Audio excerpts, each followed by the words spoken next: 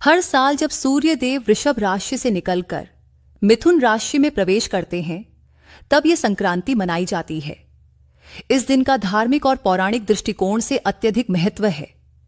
हिंदू पंचांग के अनुसार यह घटना आषाढ़ मास की शुरुआत का भी संकेत देती है, जो वर्षा ऋतु का प्रारंभ होता है।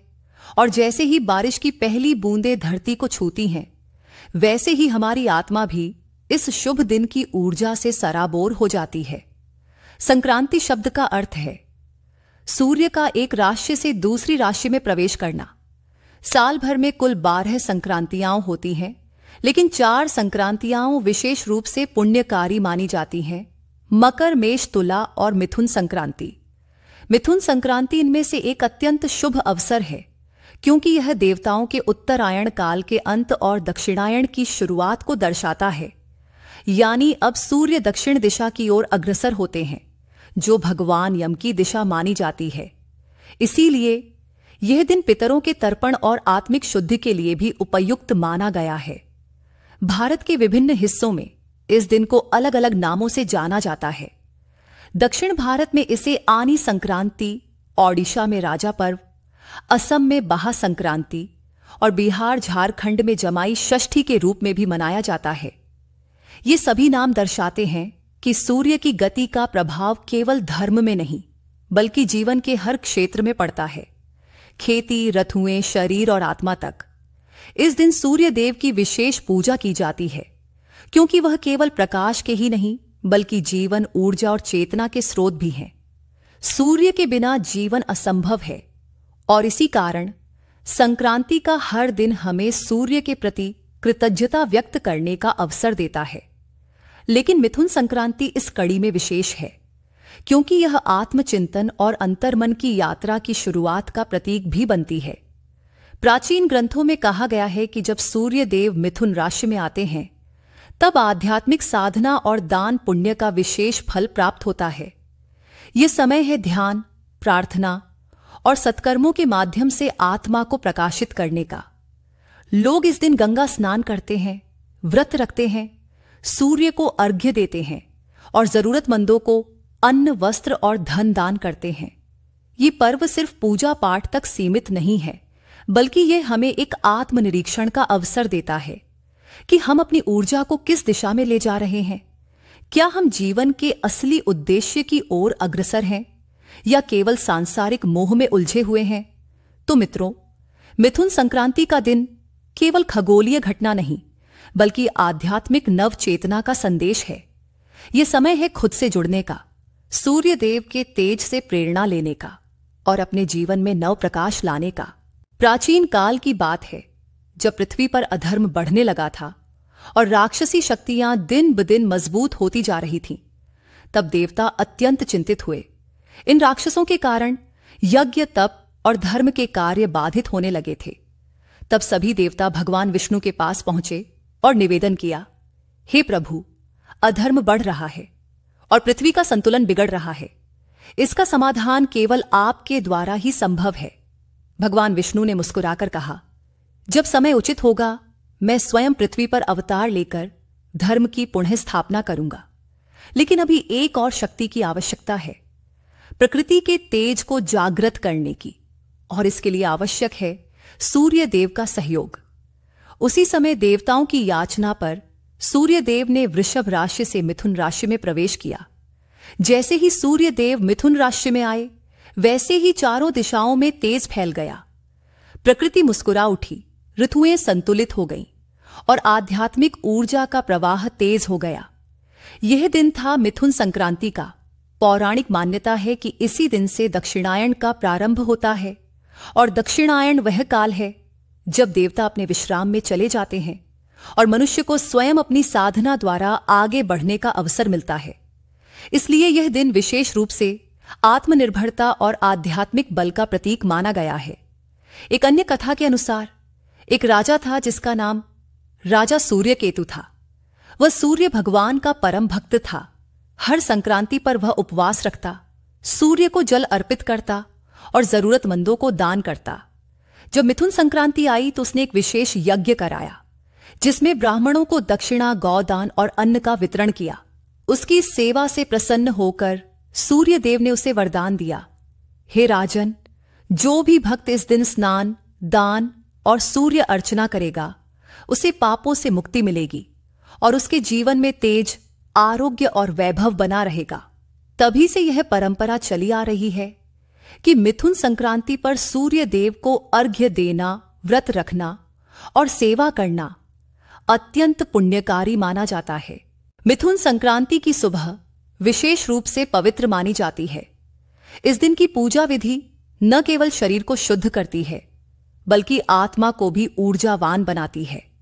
आइए जानते हैं कैसे करें इस दिन की पूजा। सबसे पहले ब्रह्म मुहूर्त में उठकर स्नान करें।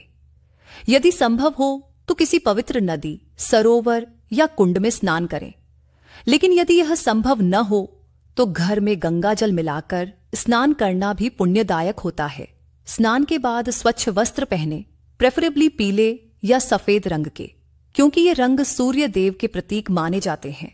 स्नान के बाद पूर्व दिशा की ओर मुख करके एक साफ स्थान पर पूजा का आसन लगाए। उस स्थान पर सूर्य देव का चित्र या तांबे का सूर्य यंत्र रखे।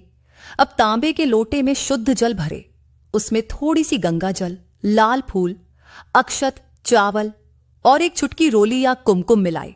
यह अर्घ्य जल तैयार हो गया। अब सूर्य देव को ध्यानपूर्वक नमस्कार करें और निम्न मंत्र का जाप करते हुए उन्हें अर्घ्य अर्पित करें। एयुम घृणी सूर्याय नमः या एयुम आदित्याय नमः। जल को धीरे धीरे अर्घ्य देते समय सूर्य देव को मन से धन्यवाद दें, उनके प्रकाश, ऊर्जा और जीवनदायिनी किरणों के लिए। इसके बाद दीपक जलाकर सूर्य देव के समक्ष गुड़, लाल फूल, गेहूं, जल और मिश्री का भोग अर्पित करें। पूजा में रोली, चंदन और फूलों से उनका पूजन करें। सूर्य स्तुति, आदित्य हृदय स्तोत्र या सूर्य अष्टक का पाठ करें। यदि समय हो तो गायत्री मंत्र का 108 बार जाप अत्यंत फलदायी होता है। अब इस दिन का एक महत्वपूर्ण हिस्सा है दान। संक्रांति पर दान का अत्यंत महत्व होता है, विशेषकर तांबे के बर्तन, गुड़, गेहूं, लाल वस्त्र, छाता, चप्पल, पानी का घड़ा और दक्षिणा ब्राह्मण या जरूरतमंदों को दान करें।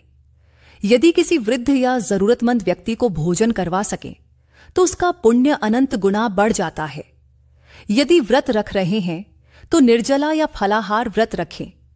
शाम को सूर्यास्त से पहले फल, दूध या सात्विक भोजन कर सकते हैं। पूरे दिन सूर्य देव के तेज और कृपा को मन में स्मरण करते हुए अपने कर्मों को शुद्ध और सात्विक बनाए रखना ही असली पूजा मानी जाती है। मित्रों, हर पूजा, हर व्रत केवल कर्मकांड नहीं होता। इसके पीछे एक गहराई होती है, आत्मिक जागरण की और जीवन को सुंदर दिशा में मोड़ने की। ठीक वैसे ही मिथुन संक्रांति व्रत के भी अनेक आध्यात्मिक और सांसारिक लाभ हैं जो जीवन को प्रकाश से भर देते हैं। सबसे पहला लाभ है पापों से मुक्ति। शास्त्रों में कहा गया है कि संक्रांति पर यदि व्यक्ति स्नान, दान और सूर्य अर्चना करता है तो उसके पूर्व जन्मों तक के पाप नष्ट हो सकते हैं। जैसे सूर्य की किरणें अंधकार को मिटा देती हैं, वैसे ही इस दिन की पूजा आपके जीवन से नकारात्मकता को दूर करती है। दूसरा लाभ है आरोग्य और ऊर्जा की प्राप्ति। सूर्य देव स्वास्थ्य के अधिदेवता हैं। उनकी उपासना से शरीर में तेज, प्रतिरोधक क्षमता और मानसिक स्थिरता बढ़ती है। जो लोग नियमित रूप से सूर्य को अर्घ्य देते हैं उनके अंदर आत्मबल और शारीरिक शक्ति का अद्भुत संतुलन बना रहता है। तीसरा लाभ है ग्रह दोषों से मुक्ति। कुंडली में सूर्य यदि अशुभ स्थिति में हो तो व्यक्ति को कई प्रकार की बाधाएं आती हैं। सम्मान में कमी, सरकारी कार्यों में रुकावट, पिता से संबंधों में तनाव आदि। लेकिन मिथुन संक्रांति पर विशेष रूप से सूर्य पूजा करने से ये दोष शांत होते हैं और भाग्य का द्वार खुलता है। चौथा लाभ है पूर्वजों की कृपा। क्योंकि इस दिन से दक्षिणायन का प्रारंभ होता है जो पितरों की दिशा मानी जाती है, इसलिए पितृ शांति के लिए यह दिन अत्यंत शुभ माना गया है। इस दिन जल तर्पण, ब्राह्मण भोजन या तिल दान करने से पूर्वजों की आत्मा प्रसन्न होती है और उनके आशीर्वाद से जीवन में शांति आती है। पांचवां लाभ है संतान सुख और गृहस्थ शांति। जिन लोगों को संतान प्राप्ति में बाधा हो या पारिवारिक कलह हो रही हो, उनके लिए यह दिन अत्यंत लाभकारी होता है। सूर्य की कृपा से परिवार में सामंजस्य, प्रेम और समृद्धि का संचार होता है। और सबसे महत्वपूर्ण, यह दिन आपको याद दिलाता है कि जीवन में प्रकाश हमेशा आपके भीतर से शुरू होता है। सूर्य बाहर भी है और अंदर भी। इस व्रत के माध्यम से जब आप अपने अंतर के सूर्य को जागृत करते हैं, तब आपकी चेतना विस्तृत होती है और आप एक बेहतर, शांत और सशक्त व्यक्ति बनते हैं। मित्रों, क्या आपने कभी सोचा है कि हर संक्रांति केवल एक तिथि नहीं होती, वो हमारे जीवन के एक मोड़ की तरह होती है। जब सूर्य अपनी दिशा बदलता है तो शायद प्रकृति हमें संकेत देती है कि अब हमें भी रुककर अपनी दिशा पर विचार करना चाहिए। हम में से कई लोग रोजमर्रा की भाग दौड़ में उलझे रहते हैं, न खुद से बात होती है न ईश्वर से। लेकिन यह संक्रांति का पर्व एक ऐसा मौन निमंत्रण है। चलो थोड़ा भीतर झांको। सूर्य देव सिर्फ आकाश में चमकने वाले एक तारे नहीं हैं, वो हमारे जीवन के लक्ष्य हैं, हमारी चेतना का केंद्र। जब हम उन्हें जल अर्पित करते हैं तो वास्तव में हम अपने भीतर के अंधकार को धोने की कोशिश करते हैं। मिथुन संक्रांति के दिन जब आप अर्घ्य दें तो एक पल के लिए आंखें बंद करके सोचिए, मैं किस दिशा में जा रहा हूं? क्या मेरे कर्म सही हैं? क्या मेरे जीवन में प्रकाश है या बस रोशनी का दिखावा? यह पर्व केवल पूजा का दिन नहीं है, यह वो क्षण है जहां से बदलाव शुरू हो सकता है, जहां से आप एक नया संकल्प ले सकते हैं कि अब से हर दिन सूरज की तरह चमकूंगा, अपने लिए नहीं, दूसरों के लिए भी। और याद रखिए, जब आप दूसरों के लिए सूर्य बनते हैं तो खुद की आत्मा भी तेजस्वी हो जाती है। तो इस मिथुन संक्रांति पर सिर्फ पूजा मत कीजिए, एक वादा कीजिए खुद से, अपने जीवन से और उस ईश्वर से जो हर दिन आपको नई सुबह देता है। अब अंत में कहिए, आप सभी को एक नई चेतना, एक नई शुरुआत और सूर्य जैसा अडिग प्रकाश मिले। आपका हर दिन शुभ हो और आपकी आत्मा तेज से भर जाए। जय सूर्य देव, जय संक्रांति। जब अगली बार आप सूर्य को उगते हुए देखें तो सिर्फ उसकी रोशनी मत देखिए, उसमें अपना संघर्ष देखिए, अपना सपना देखिए और वो प्रकाश देखिए जो आपकी आत्मा को भी जगाना चाहता है। क्योंकि सूर्य हर दिन बिना रुके उदय होता है, न थकता है, न शिकायत करता है। उसे किसी प्रशंसा की जरूरत नहीं, फिर भी वो सबके लिए चमकता है।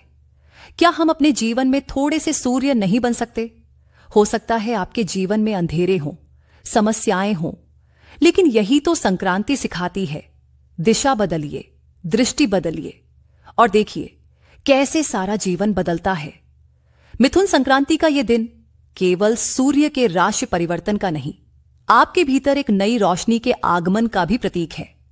आज अगर आपने ये वीडियो देखा है तो शायद यही सही समय है कुछ छोड़ने का, कुछ नया अपनाने का, कुछ संकल्प लेने का और अपने जीवन को एक नई संक्रांति देने का।